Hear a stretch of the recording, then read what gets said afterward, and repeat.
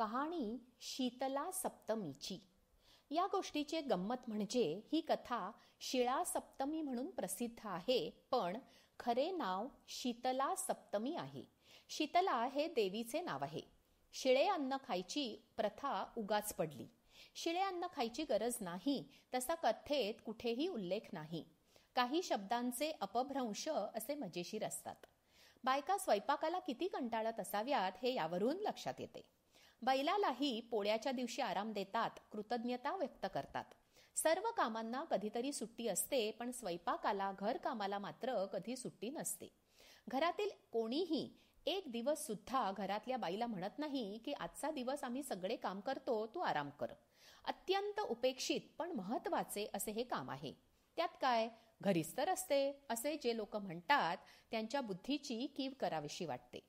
स्त्री आजारी पडली, गावाला गेली तरच तिची या कामातून सुटका होते.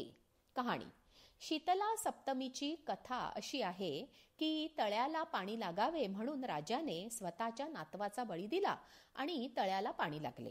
राजाच्या सुनेने श्रावण शुद्ध सप्तमीला तळ्याकाठी पाण्याची पूजा करून काकडीच्या पानावर दही भाताचा नैवेद्य दाखवला, प्रार्थना केली. तिला तिचा मुलगा परत मिळाला. शीतल गोष्टींचे सेवन मनोभावे केले की पित्त प्रकोप म्हणजे अंगातील उष्णता कमी होते. भावार्थ, पूर्वी पाणी लागावे म्हणून असे बळे दिले जात असत. हे समर्थनीय नाही. पूर्वी देव, धर्म, देश आणि कुटुंब यांच्या कार्यासाठी प्रत्येकी एकूण 4 पुत्र हवेत असे मानले जाई. गंगा हिमालयातून पठारावर आणणाऱ्या भगीरथाचा इतिहास आपल्याला माहिती आहे. इकडे असे म्हणता येईल की नातवाने अथक परिश्रम करून राज्यासाठी पाणी आणले. या कामामुळे त्याला उष्णतेचा त्रास झाला. त्याच्या आईने दही भात खाऊ घालून उष्णता कमी केली. पाणपोया बांधणे हे देवकार्य मानले आहे.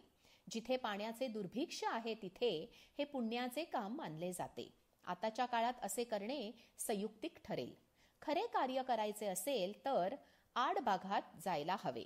जिथे माता भगिनी 2 हंडे पाण्यासाठी काही किलोमीटरची पायपीट करतात, तिकडे अशा मदतीची कार्याची खरी गरज आहे. तात्पर्य, समाजाला स्वच्छ शुद्ध पाणी उपलब्ध व्हावे म्हणून प्रयत्न करावेत, हे या कहाणीचे तात्पर्य.